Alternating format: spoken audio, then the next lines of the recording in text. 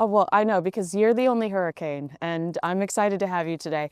Let's talk about the royal family, and you have such an interesting perspective because you grew up kind of around them. Your father worked for the Queen Mother. If the audience isn't familiar, and they should be because you've talked about it on this show before, tell me a little bit about what your father did for the Queen Mother. So he actually, it's quite sweet.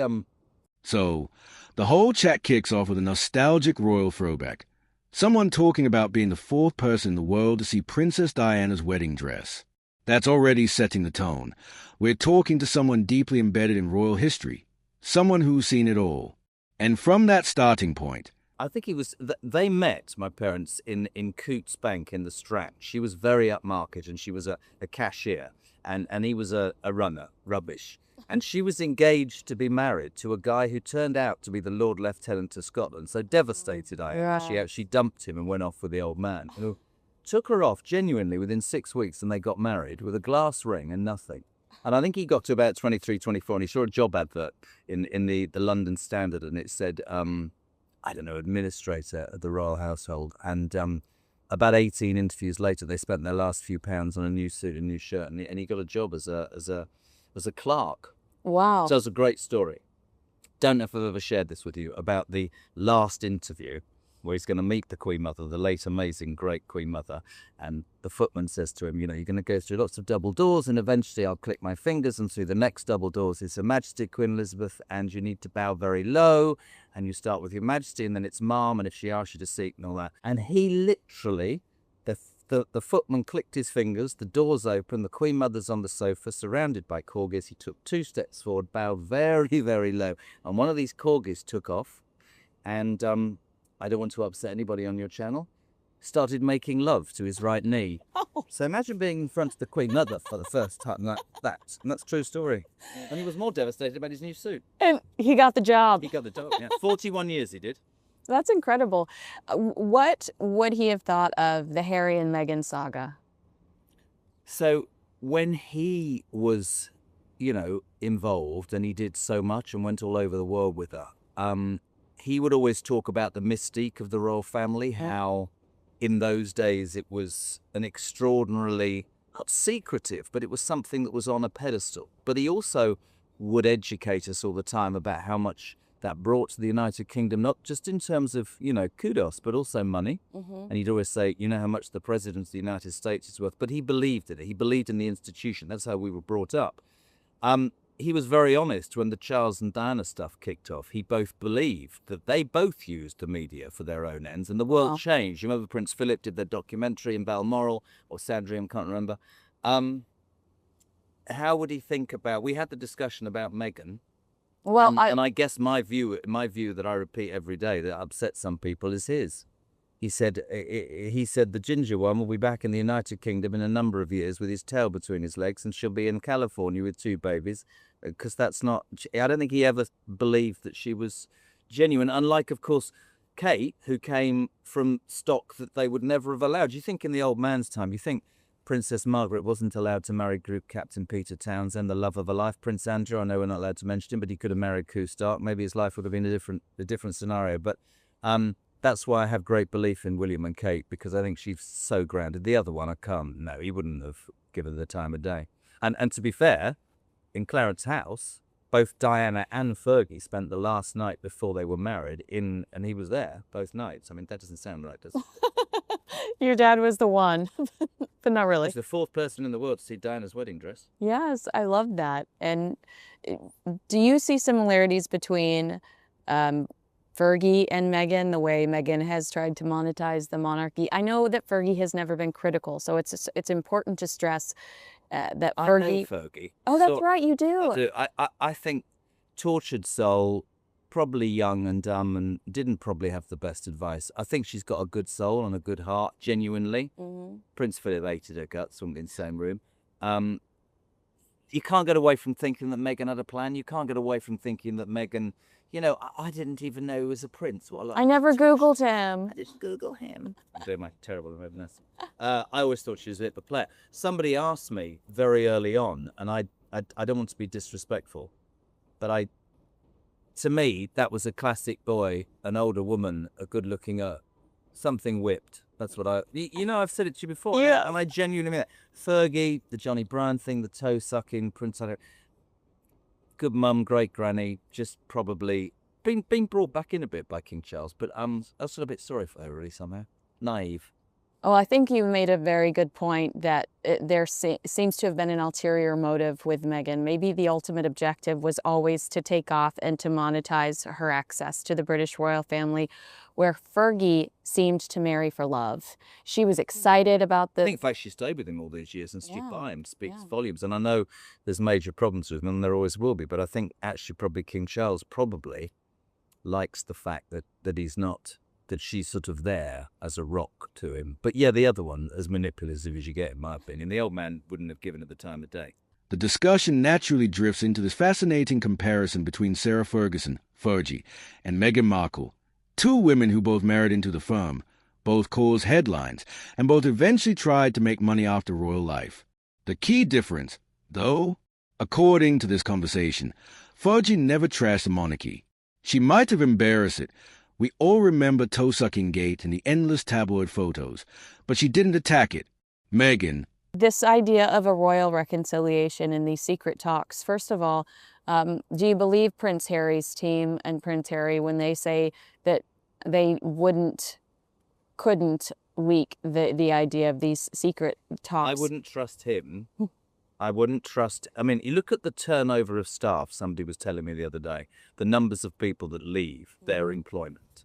I get, and I'll say this in his defense, and I'll criticize him in a minute because he did something the other day that really wound me up. But King Charles is a father. I've said for ages I don't think he's well. Let's not speculate, but I don't think he is. And maybe he wants to make peace with his son. I wouldn't trust him and his wife further than I could throw him. I think probably everybody knows that whatever you say to them is going to be in the papers or online within a heartbeat.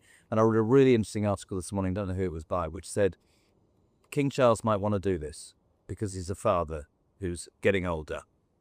It said that hell will freeze over before Prince William and Kate. I genuinely believe that will never be repaired. And Completely get that. do you agree with the people that argue that as Prince William becomes King William, he's going to be head of the church, and forgiveness and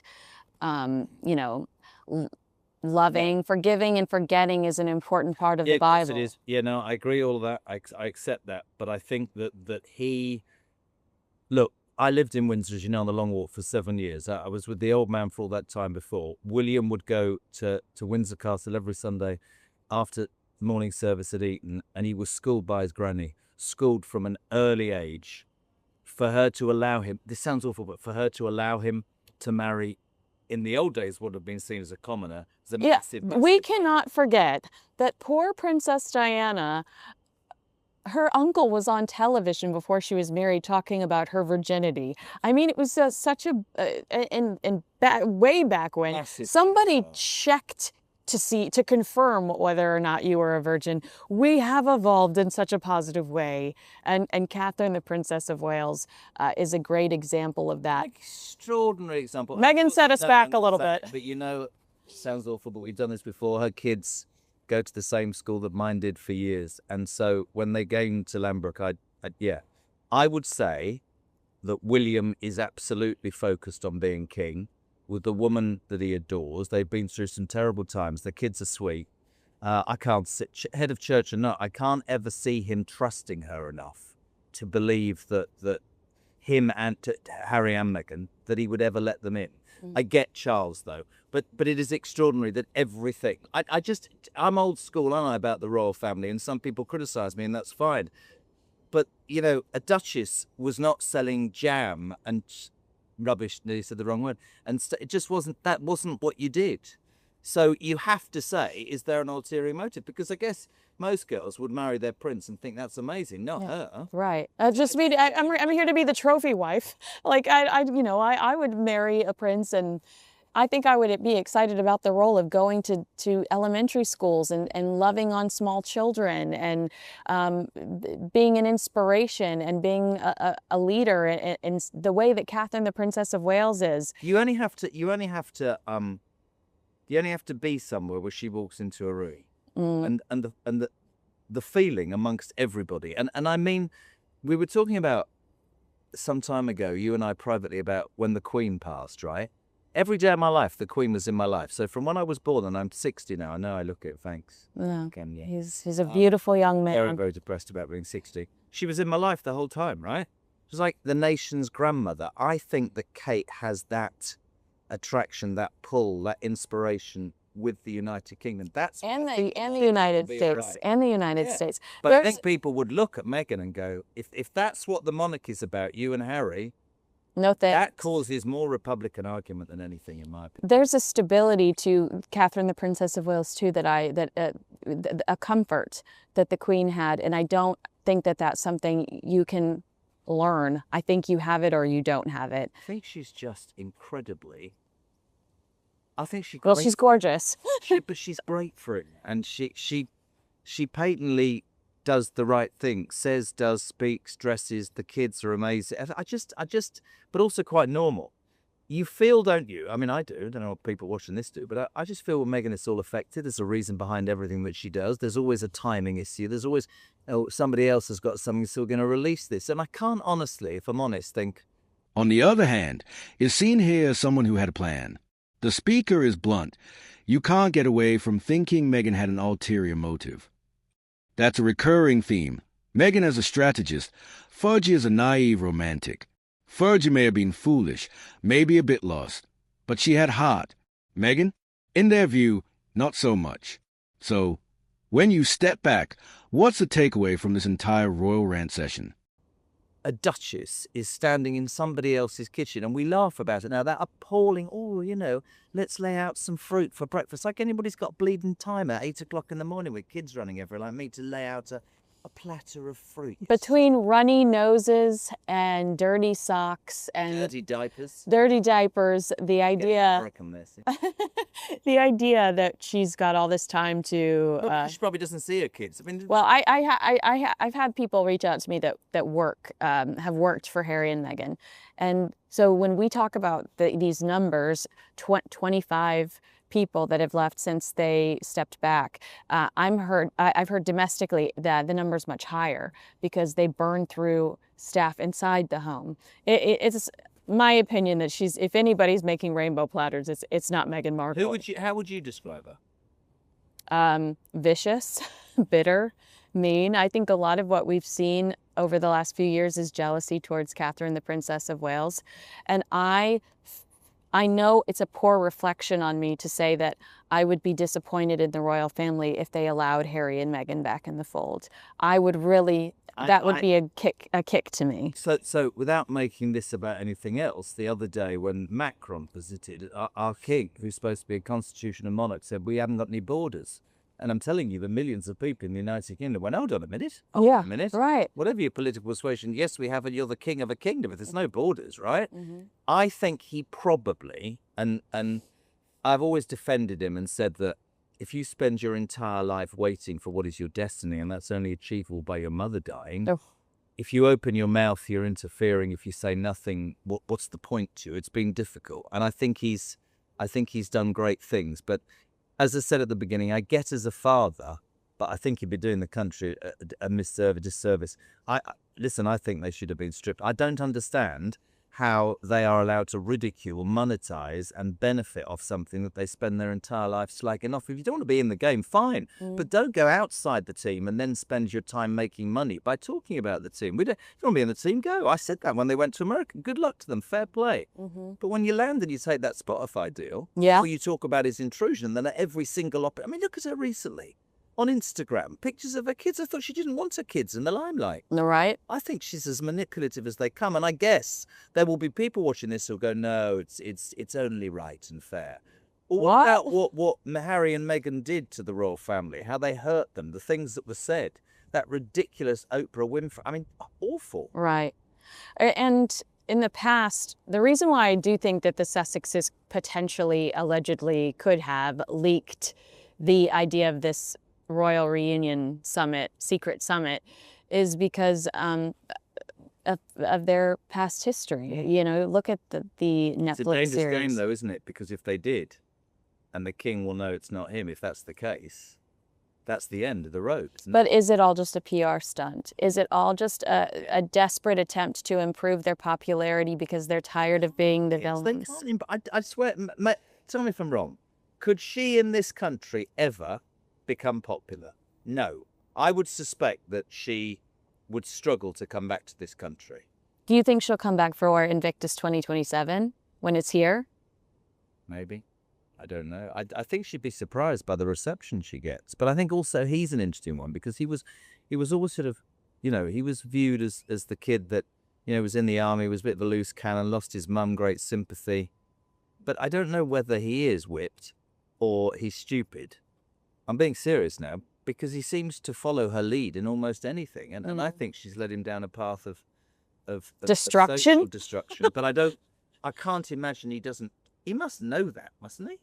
Well, he's got to be looking at polling numbers, and every once in a while, I know that this is really probably mean-spirited to say, but I'm exhausted with his obsession with his mother.